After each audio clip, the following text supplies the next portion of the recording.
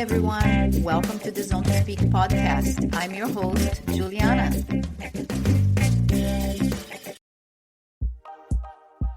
Hey, everyone. At Zone to Speak, I know how important it is to stay healthy, strong, and ready for every ride, workout, or adventure. That's why I have gotten some exclusive discounts on products designed for athletes. First up, Psych Plus.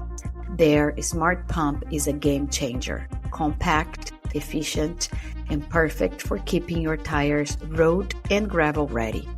Get 10% off the Smart Pump and 5% off everything else at psychplus.com. They have radar tail light, smart fans, trainers, and more. Next, 35% off Frey Skincare. Their products are specially designed for skin that sweats, perfect for athletes like you and me. I have personally been using Frey for many years and I love it. Then there is 10% off Cold Age. Their vitamins and supplements are designed to fuel your body, helping you recover faster and ride longer. I personally take the women's vitamin and creatine. Finally, 15% off Omra supplements. Whether you're training, recovering, or pushing for peak performance, their high-quality supplements have got you covered. And there's something special from me, your host. As an integrative health, nutrition, and sports nutrition coach, I am thrilled to offer all of our listeners 25% off personalized nutrition coaching with Genki Wellness. If you want to optimize your health, boost performance, or simply feel your best, head to bemoregenki.com and use the code ZONE2SPEAK. For everything else, head to the links in the episode description, use the code ZONE2SPEAK at checkout, and let these amazing products support you and your journey to better health and performance. And now for the episode. Welcome to Zone to Speak. Today we are thrilled to have the incredible Sonya Looney joining us, a professional mountain biker, world champion, entrepreneur, mom, and fellow podcaster who inspires both on and off the bike. She also has a master's in applied positive psychology and a master's in electrical engineering. Sonia has built a career racing some of the toughest mountain bike events, from grueling stage races to extreme endurance challenges. But her journey doesn't stop there.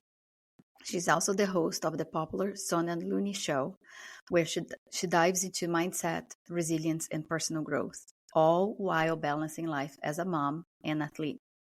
In this episode, we explore Sonia's approach to thriving in high-performance sports, parenting, and entrepreneurship. From her mental strategies tackling challenges to her insights on fostering balancing and passion in life. Sonia's story is a testament to the power of grit, determination, and a love for adventure. So gear up for an inspiring conversation with the amazing Sonya Looney. Welcome.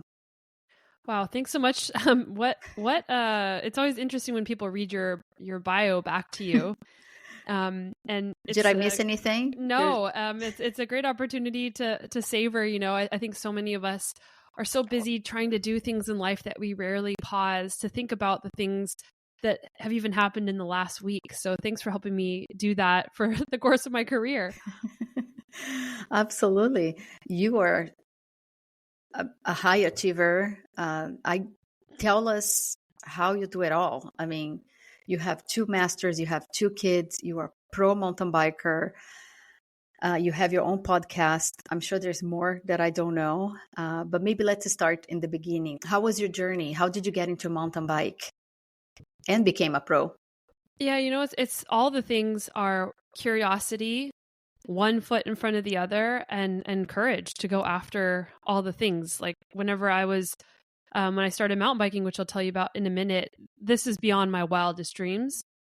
And I think that anybody can achieve this in their life. I truly believe that. A lot of times we get in our own way, telling ourselves we can't do something or waiting for somebody to pick us or waiting for the right moment. I became a mountain biker by accident. Like I didn't grow up as a mountain biker. I grew up as, I was definitely like very focused on school, and I was a musician, and I played tennis, but I wasn't a cyclist. I'd never even heard of cycling. And I ran a marathon when I just graduated high school because it was just something that sounded cool that I wanted to try. And because I had run a marathon, these guys at my work invited me to go mountain biking. And I thought, well, I've run a marathon before, so I can probably do anything. And running a marathon was the thing that unlocked that belief. It wasn't like being, a top musician in my school. It wasn't being top of my class. It was running that taught me to believe in myself that I could go after anything. So whenever I ran that marathon, it unlocked a new level of what I thought was capable. So I said, sure, I'll go mountain biking. That sounds like fun. And then they saw that I was good at mountain biking. So they said, well, you should do a race. And that was a couple weeks later, I did a race from my first mountain bike ride. And it didn't go well. I mean, I didn't know what I was doing. My bike didn't shift. I came in last place, like all the things. But it was so much fun. And it was such an adventure that I went all in on mountain biking. And that was 20, what year is this? 20 years ago. It's amazing what sports can do to someone, it's it just creates so much strength, courage, and believe in yourself. Like you said, you're such a big accomplisher. You've done so well in school and you were a top musician. And then from unlocking this power of finishing a marathon, you were able to embrace new things. Yeah, and I think a lot of people can attest to that. I mean, I don't know why it's physical feats. I know that there's other things that can help unlock that agency and confidence in us, but I think there's something about sport. I think I have a thought or hypothesis that we unlock a different level of consciousness whenever we are doing our sport. I agree. I never been a pro, or I never even been good at any sports, but just from doing and unlocking different levels in the sports, I definitely feel that the change internal.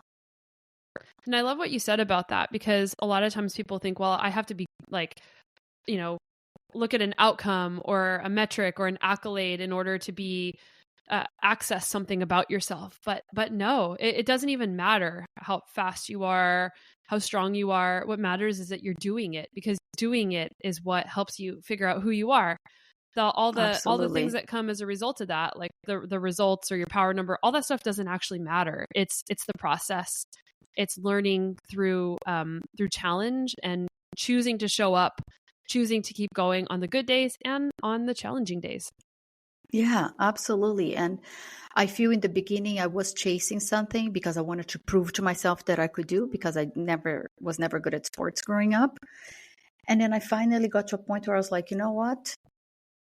I reached this point. I'm so happy and I don't need to prove anything else. And then I started enjoying so much more. Not that I didn't enjoy before, but it's just a different journey. I think this is a normal rite of passage. Like, people ask me about my journey, and I've been racing a long time, and I was trying to prove myself early on in my days as a pro. My self-worth was contingent upon doing well, looking for approval from others, looking for doing well, being better than others in competition. And my first couple years as a pro, like I wasn't doing very well. I was finishing near the back of the pack.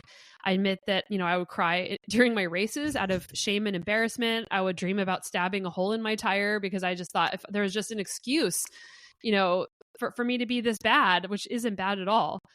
But that's really good that happened.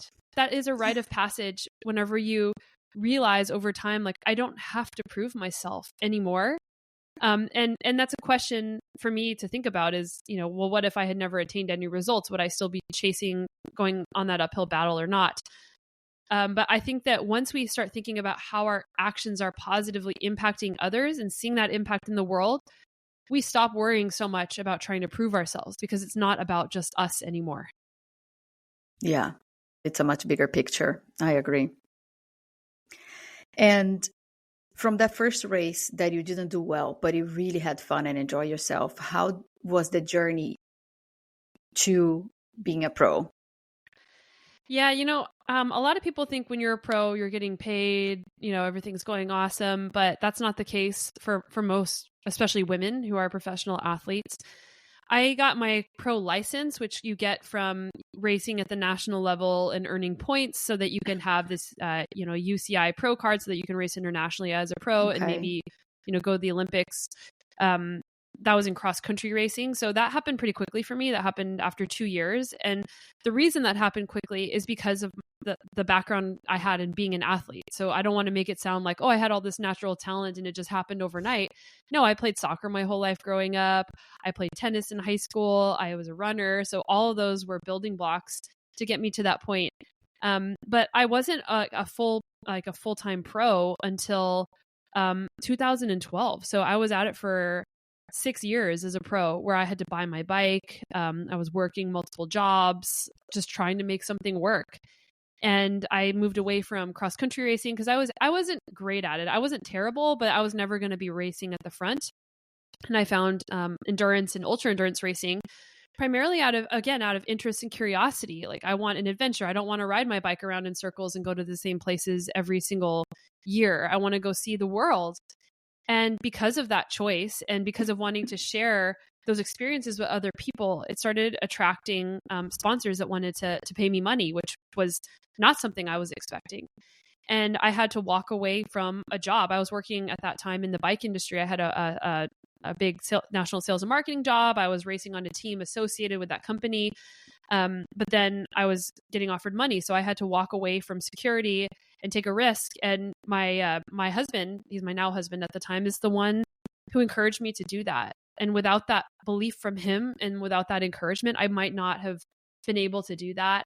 And I've been able to, the entrepreneurship journey started from there, because I realized, okay, like, I have some control over my future. I didn't want to be an engineer. I just went to engineering school because I was good at math and science, and I loved math and science. And I did a master's in Colorado because I wanted to move to Colorado. So the master's degree was just a job that I could do because I was, I had a fellowship. Something to fall back. Yeah. Yeah. So again, starting and trying and just like building one foot in front of the other, you start realizing there's other paths that I can build in front of me. And you might not be able to anticipate what those are in the moment. But as you start moving down the path, you say, wow, like, there's a lot of resources that I have to start figuring out where I want to go. And I think that's hard for a lot of people. Like, even now, people are like, well, what are you going to do with your life? I don't need to know exactly what I'm going to do with my life. I don't want to know what my life is going to look like. I had that future laid out in front of me as an engineer. I had like a company, a big government lab offering to pay for my master's degree, which I turned down. I had a great career that I could have had like good money and security like the rest of my life. And I walked away from that because I just don't want that. That takes a lot of courage. And I'm happy that you had, your husband there as a support system to encourage you. And maybe you just needed that little push, because I'm sure it was scary. Like you said, you were 6 years working and being a pro at the same time, balancing all that. I guess it would be hard to know how much you would make. So yeah, so I was super curious about that. And thanks for sharing, because I wasn't sure, like, when you become a pro, what happens? You immediately join a team and get paid. That's what I think most people think it works.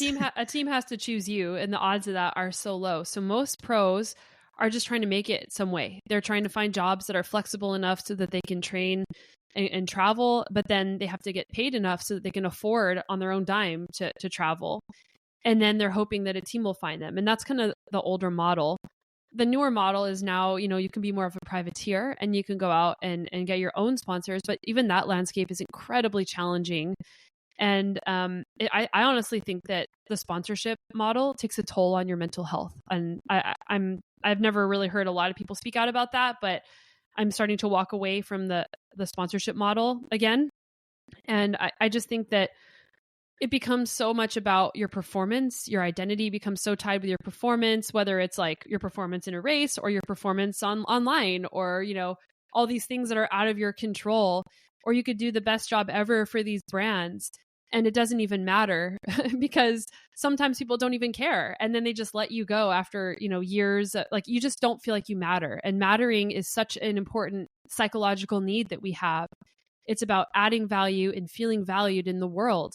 And I think a lot of athletes are working so hard to add value, but they don't feel valued because they're not receiving the right type of affirmation and recognition. And I mean, this happens across the bike industry for bike industry employees as well. I mean, I think cycling has a mattering problem. Yeah, especially like you said, a privateer, I believe most contracts are annual and you don't know what's going to happen the next year. You don't know what's going to happen if you get injured, especially mountain biking. I mean, it's so much more dangerous. I have a special admiration for mountain bikers in the cycling world because it's so badass. Just in my head, I think about trying, but I definitely don't have the courage. I'm too clumsy. I'm a liability on a mountain bike for sure. Well, I think it's about learning step by step. I think we think we need to be at a certain level immediately once we get on the dirt.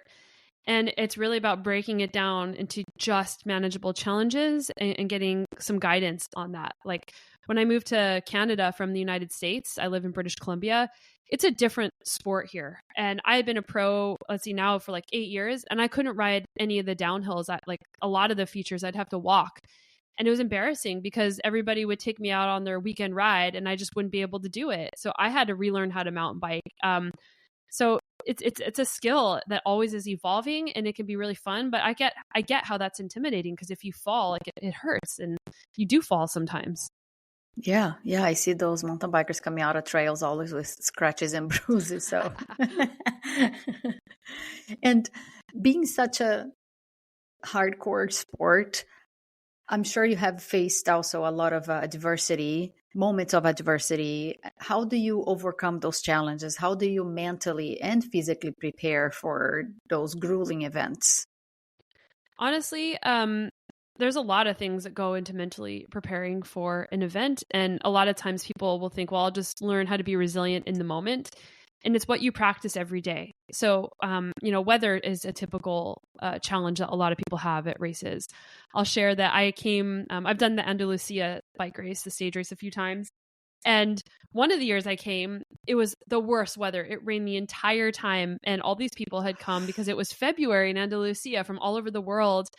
And people mentally just melted down because they just were not prepared for the weather. But I had trained in lots of different weather conditions. I'd raced in lots of different weather conditions. And while I prefer nice weather, I chose, it's called like your explanatory style. I chose to view that adversity as a benefit, as an adventure. What's going to happen when I go out there and it's wet? Like, it's going to be fun. Yeah, I'm going to be cold, but who cares? Like, that's a skill that I've had to hone over the years. And that's how I approach all challenges that come up on the bike, whether it's a crash, whether it's, the biggest challenge in the last couple of years, thankfully not this year, but like after having kids and having little kids is not feeling good on my bike most of the time. Going to a race and not being able to get my heart rate up and knowing that I'm performing at like a 60 to 70% of my capacity just because I'm too tired. And that is a very hard place to be, to keep showing up, not able to perform properly.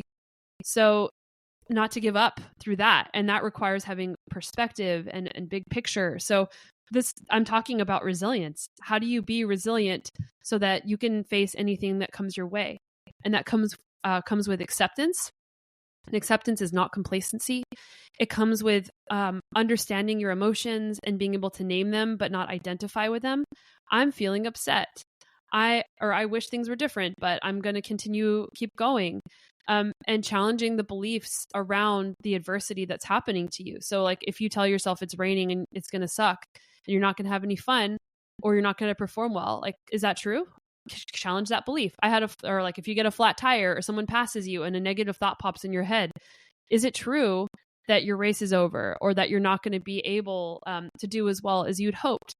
And another thing is really untangling from outcomes. Because you can't control how fast everybody else is going to be. You can't control the weather. You can't control all these different things that are going to happen to you. But you can control your attitude, you can control your effort, and you can control your actions. So when you show up on race day or any day for that matter, what is going on in your head? And are you able to weather the storm whenever your brain starts telling you that you're not good enough? Wow. That's very good advice. I'm taking notes. I hope everybody's taking notes. I think this conversation with yourself, I mean, it does take practice because I think it's not something that comes to you just because, I'm taking these notes of like, okay, I'm going to name my emotion and I'm going to talk to myself and I'm still going to continue the race, or I'm going to continue to have fun. I guess it will take practice, but this is very good tip. And you're talking a lot about mindset and resilience, and you talk about that in your podcast on cultivating mental health. Strength how has that helped you as an athlete and entrepreneur? It's given me everything. I mean, the longevity that I've had in the sport, being able to weather so many different challenges. I mean, the biggest challenge to my career was having children. I lost most of my sponsors. I haven't been able to get sponsors. I don't have a bike sponsor. Like that's very perplexing to me and very frustrating.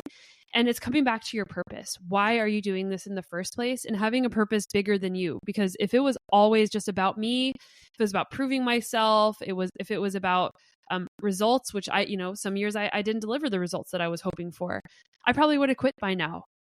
It's about something bigger than that. And it's also about exploration. I think really, I mentioned curiosity earlier.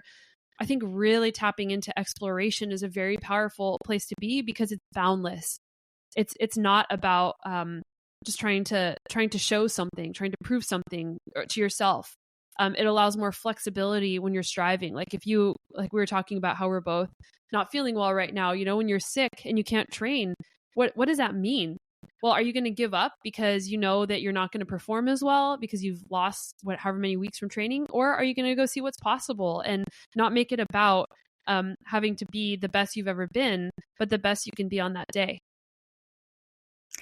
I love that you said that, because I was going to ask you what type of practice and tools you use to stay motivated. And one of your episodes, I think 2 episodes ago on your podcast, the Sonya Looney Show, you talked about purpose. And I really love that episode. I hope people go check out your podcast. It's amazing content.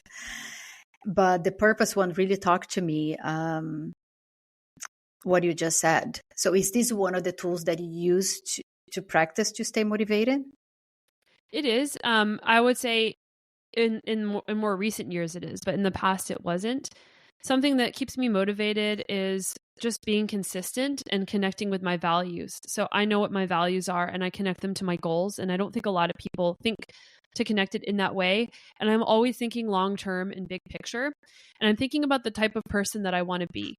However, there's caveats to this. Like if you say, I want to be somebody who's consistent, this can lead to you burning yourself out, like training when you shouldn't be training or working when you shouldn't be working, and having the insight to take a break and to rest and to also have more dimension. I think an issue for a lot of endurance athletes is that the culture of being an endurance athlete is that your life revolves around training and racing, and every decision revolves around training and racing. And I think that this can be detrimental to well-being because you stop doing things.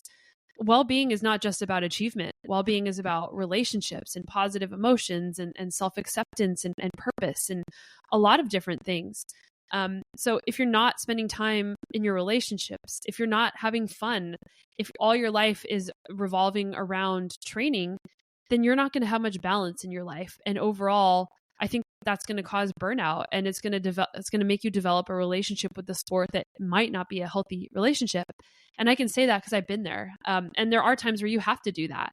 But keeping in mind that well-being isn't just about performance is such an important lesson. And it might be one of those things where you have to touch the fire, just like trying to prove yourself through achievements that we were talking about. Maybe you have to touch that fire of having complete lack of balance in your life and maybe feeling lonely because you don't have other things coming out of the thing that you're working towards. So just making sure that people are thinking about that. It might not feel good to skip a ride to spend time with friends or family. It doesn't have to feel good in the moment, but reflect after you're done. Was it worth it? If I didn't listen to the striving, that feeling telling me you should be doing more, you're not doing enough, what's just a little bit more? It's important to think about how that feels in your body, like the embodiment of striving. Because I think a lot of times we think it's in our head. I should do that. Our motivation's in our head, but motivation is also an embodied feeling, and making sure that it's coming from an intrinsic place instead of an extrinsic thing that's trying to control you. That is such an important lesson. Yeah, it's good to hear this because I would never imagine that in the pro world that will also come up because your life, I would think, assuming it is eat, sleep, breathe the sport. Because obviously I'm not a pro, but I like to train and I like to stay active. But I also have gone through the process of I have to sleep early, I have to wake up early, I have to eat right, and ended up with like I'm not going out to eat because there's not going to be healthy food, or I'm not going out with not having social life, and really trying to find the balance. And I like what you said about even not feeling good in the moment, do it and then evaluate later because there's a lot of guilt on putting away training to be more social or eat a dessert or something. So absolutely, you need to find balance on everything because otherwise it's just empty. Yeah, and I think whenever you shift forward, thinking either about death or just thinking about 10 years from now, am I going to wish that I spent more time with my friends and enjoying some of the things in life? Or am I going to wish that I was even stricter or like maybe, and maybe that's fine for you. You know, I'm not saying that this is bad for everybody, but it's just something that's important to think about because it's so easy to get sucked in to the endurance athlete lifestyle. Yeah, yeah. And you said at the moment you are dealing with the setback or not having a bike sponsor, and all these changes happened since you had kids. I think that's, a big subject for another podcast talking about being a woman in sports. But how do you deal with the setbacks in general, like balancing personal life, professional life? Yeah. I mean, I ask myself, what's it all for? Am I racing for sponsors because I want sponsorship? No, that is not why I race. But when I talked about the extrinsic validation and motivation, sometimes you forget that you're racing because you love racing, or you're doing the thing because you love it. Because I mean, this is really research backed, like topics here that I'm talking about. Is that once you start getting external rewards for something that you love doing, it changes your relationship with it. So as a professional sponsored athlete, where I made my income for like over a decade, whenever you start losing that, you start asking yourself questions like, do I still want to do this? Do I still like this? Am I doing this for me or am I doing it for my sponsors? And then when it starts costing a lot of money now, because like I take my family to my races, is this sustainable to do it in this way? So yeah, I mean, it's always evolving. My relationship with racing is evolving. It's not because of the sponsorship stuff. It's primarily because before I had kids, I loved racing internationally and I was chasing adventure. And I am choosing not to do that now because I want to be with my family. And there are going to be times in the near future where maybe I'll start racing a little bit internationally again, but my career will never be what it was because I'm choosing that. And also, like, I love riding my bike, but I love doing other things. So being flexible with why you're doing something and just asking yourself, am I doing this for external reasons or am I doing this for internal reasons? And again, sometimes you have to do things for external reasons, but making sure that you are being intentional with those choices. So that's how I balance it. And even like all these other things in my life that I do, like I've never been just a professional rider. Like I've always had other things going on. Like I love my mental performance coaching practice. Like I get the most joy probably out of that because I get to help people unlock their potential and wrestle with a lot of the topics we're talking about today. I love keynote speaking. I love doing all these things off the bike because that really helps me connect to my purpose again. So like your purpose is bigger than you. It's bigger than being a bike racer and than any role that you wear. All the things that you do contribute to that. So I think when people are thinking about balance, it's like, how am I plugging into this thing that is a compass for my life so that I can feel fulfilled, even if I am not training and racing as much as I was before? It makes sense. So you're just staying more in local races in the US for now. Yeah, US and Canada. But then, yeah. you have to set different goals around that. So the goal is, the exploration piece isn't as big because I'm not in a different country. There's not as much novelty there. But then the focus shifts instead of that to community. How can I impact my community in the biggest way? I I honestly don't care how I do in the races. And it was weird because I won a big race this summer and I just didn't care. But it was actually good that I didn't care because it's not about that anymore at all. It's about how can I be of service to other people? And that is primarily why I race now. And that shifted a long time ago. And that is a great reason to be racing because it takes all the pressure off too. Absolutely. And do you think it was also an impact of you becoming a mom? Has this impact you in, I mean, of course has impacted, becoming a mom in life and in racing, but how has this impacted your perspective in life and in racing? I had this perspective before I became a mom, but becoming a mom is a forcing function into really, looking at it closer and really being able to articulate it. The biggest thing about becoming a mom that was interesting to me is, my son was born on the day of lockdown in the pandemic. Like he was probably the last baby in the hospital to have like a birth without, all the rules. And then we didn't see anybody for several months. And then there was no racing for years for me, because in Canada, the border was closed. So I couldn't even go to the US to race when racing started back up again. So racing was taken away from me, and being able to do a lot of the things that I was doing before traveling, that was taken away from me. So I had to ask myself, like, am I okay? And the answer was, yeah, like I was great. Like it didn't matter. And that helped me so much because it made me realize that these things that I thought I needed, I don't actually need. And like in the way that I thought, and the rate that I was achieving things, I don't need to be achieving things at breakneck speed. Like a little bit slower is fine. But we are so afraid to take our foot off the gas for so many different reasons. But when it was forced upon me, it actually helped me realize like, oh, I don't need that in the same way. Yeah. Would you say that's one of the biggest rewards of balancing motherhood with being a pro athlete? Yeah, actually, I love working. I was working like 12 hours a day. It was hard for me to stop because I love everything I do so much and I get energy from it. I love learning, but having kids actually creates boundaries for me. It forces me to stop working. So I have a nanny for 6 hours a day. I have to jam everything, my training, my work, everything into that time because I've committed to being with my kids the rest of the time. And that's been really good for me. It's hard at the same time. I admit that, yeah, it is frustrating and I wish I was achieving more things and I see everybody around me and wish that I had more time. But what am I getting? And I'm getting so much from that. So having kids has actually helped me have more balance. Yeah, when my daughter was younger, I remember I would actually accomplish more, I feel, because I had to be so structured. And the time that I had for me, I really needed to, fit in my training and get everything done. And there was no time to, I'll do this later, which I do now. And then I ended up not doing because when you have little kids, you have to structure your day really to the T to have your own time to do your own things like training. We touched briefly, I don't know if you want to share more, because I know that some of the pro women are afraid to take time off for pregnancy and motherhood and come back to the training, to the racing scene. What could that impact them? And you already answered some of that when you mentioned that you lost some of the sponsors.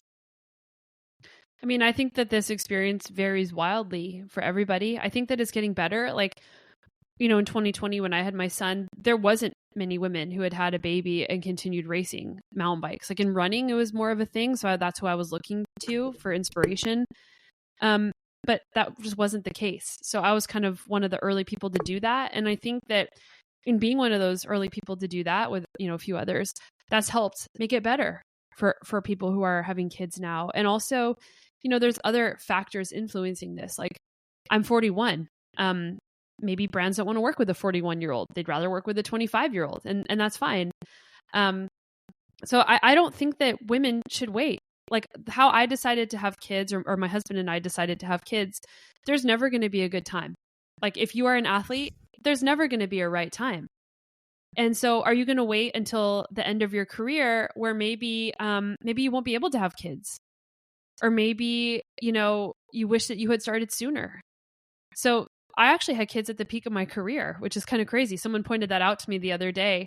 But it's because I knew there was never going to be a right time. And I thought, again, thinking way into the future, using the strength of perspective, Am I going to regret not doing this? Is my career as a cyclist, which is a temporary thing, is that more important than having a family down the road? And for some people, the answer might be yes, that is more important, and that's okay. But for me, the answer was no, that's not okay. Like, at some point, I'm not going to want to race my bike at the same level. Maybe I don't even want to race my bike at all someday. And am I going to regret making that more important than having a family? And that's what helped me make that choice. And then I had all these fears of, well, what if I'm not able to ride my bike ever again? Or what if I can't train during my pregnancy? Or what if all the what ifs. But I approached it just like everything else. Well, I see all these other things. I'm just going to do it my way. So, I was able to train. I use that word lightly. I was exercising for health, but I was able to mountain bike until the day before both my kids were born. And I was fortunate because I know that's not the case for everybody, but there's so much that you can do. And I think that just in general, we always are thinking about all the things that we can't do, or all the things that might happen, or all the reasons why something might go wrong. And we forget that there's a lot of things that are available to us. And I was also fortunate with both of my births that I was able to get back to riding very quickly afterwards.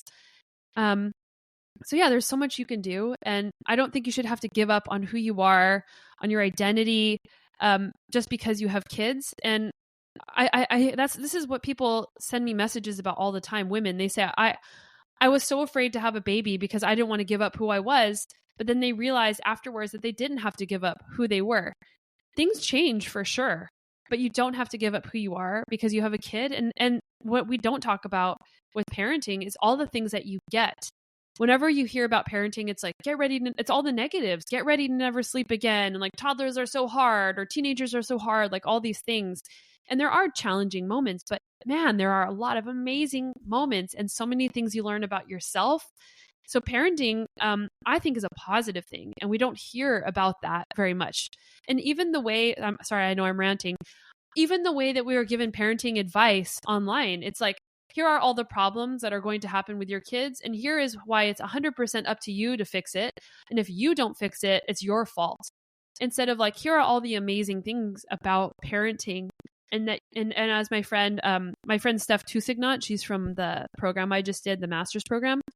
She does work with parents saying parenting with gratitude, about how you have everything you need inside you already. And I think that athlete moms need to remember that. You already are you. You have everything you need inside of you.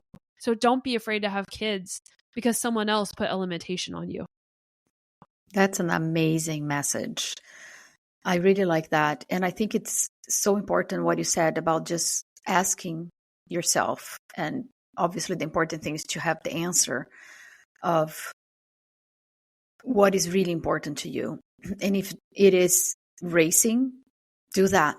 If it is having a family, do that. Don't do something out of fear and stay just racing, and don't have a family because you're afraid of the what ifs.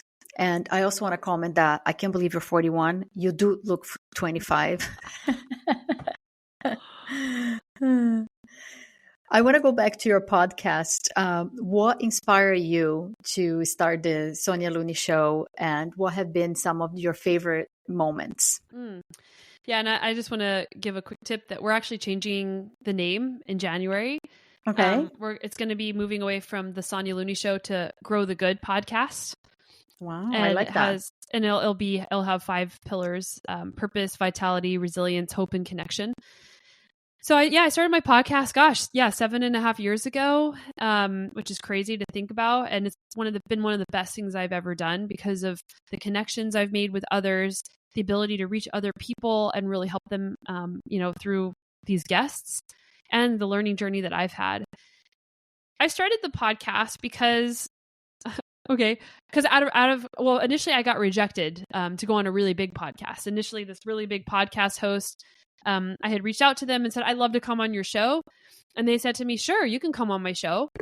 And then they just ghosted me. So that sucked. However, that is what inspired me to start my own show. So I thought, well, I don't need to go on so-and-so's show. I don't want to throw this person under the bus. So I thought, I'll just start my own show. I don't need you, which is what happens a lot. Like in my life, a lot of the big things I've done is someone tries to put a barrier, or whether it's on purpose or not, in front of me, and I just go around it. Like I'll just do it myself. So I started my podcast because of that. Like I have things to say. I have lots of people that I know. And so I did. And it was a perfect evolution from like blogging and social media, because I started blogging in like 2006.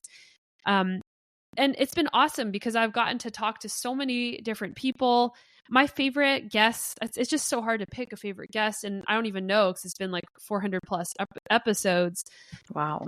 My favorite guests are the ones where I really feel like the audience is benefiting from something, and they might have heard something that they haven't heard before. Or guests who are, maybe they're top like Olympians or top of their field in science or something like that, where they are vulnerable and they talk about stories where I know that people are thinking to themselves, hey, I feel that in me too.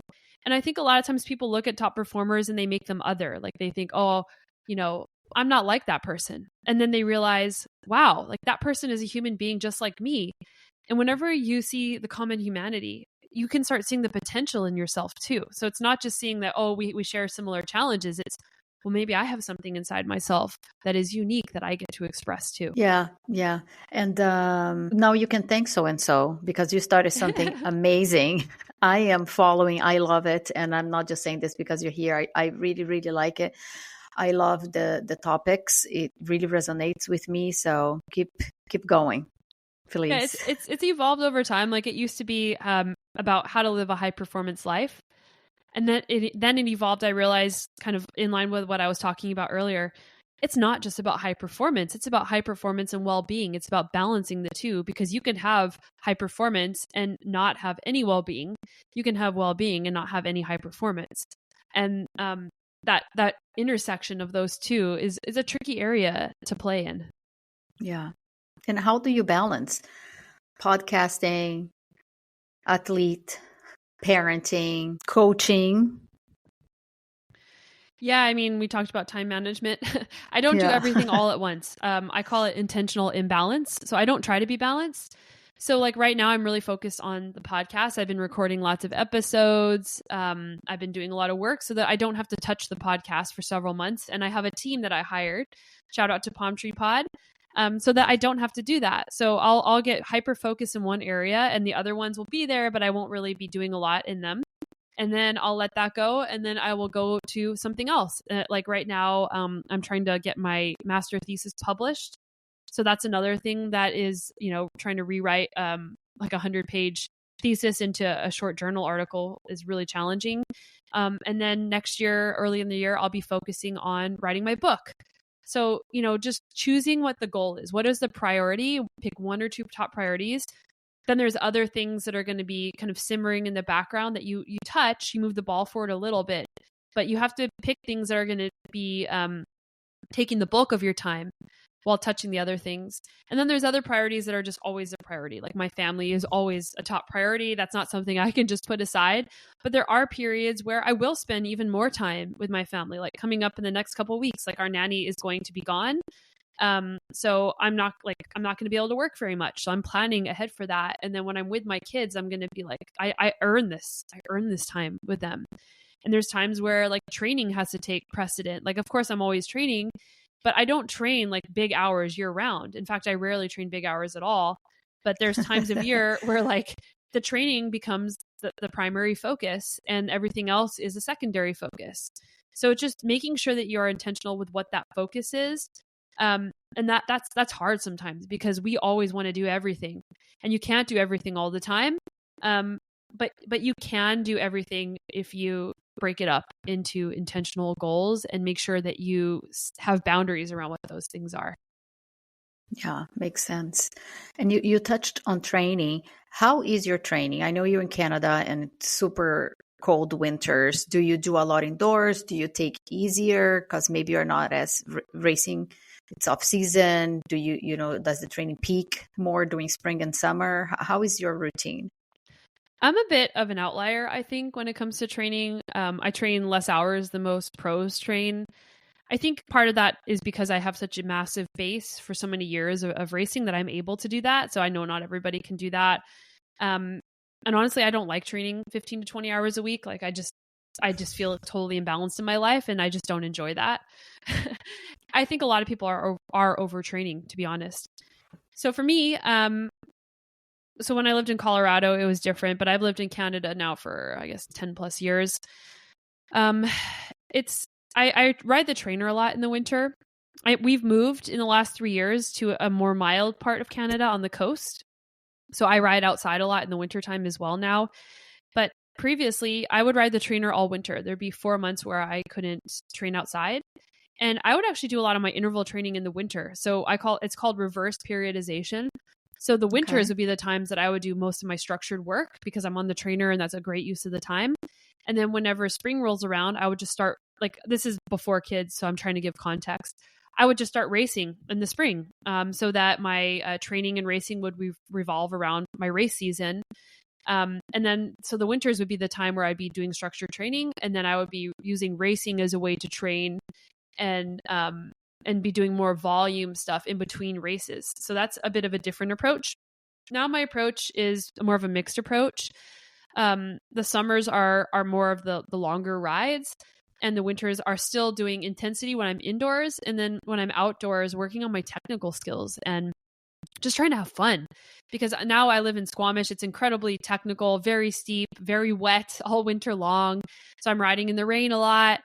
And now I'm also trail running a lot. So a couple years ago, I thought I need to have some more balance because I've been riding my bike 6 days a year for a very long time. And actually this winter is the first winter where like biking is not a priority. It's been a priority for forever.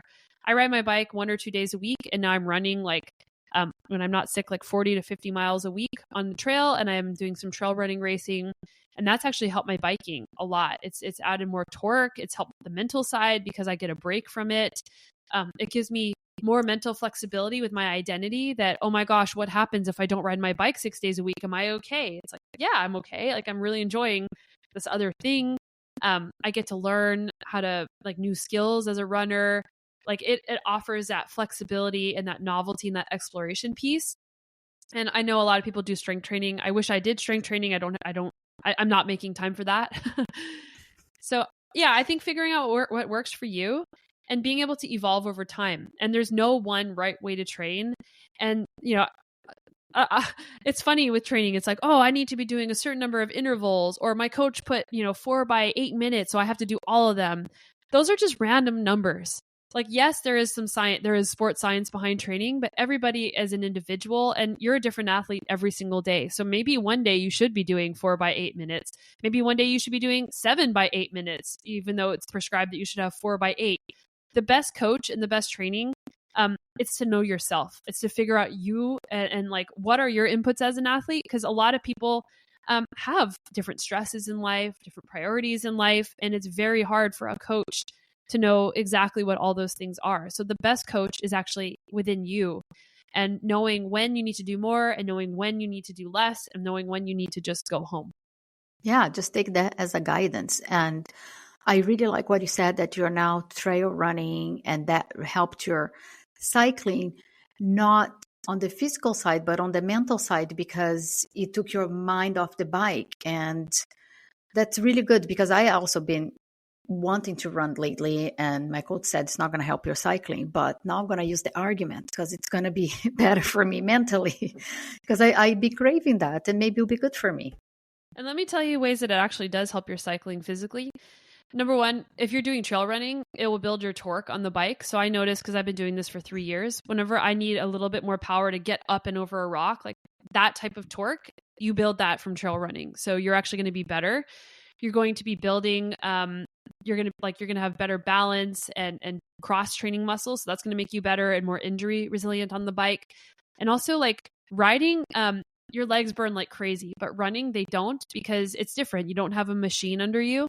So you actually might be strengthening your respiratory system or your cardiovascular system more as a runner, because you're not limited by like your legs in the same way you are on the bike. So I think there's a lot of benefit to running.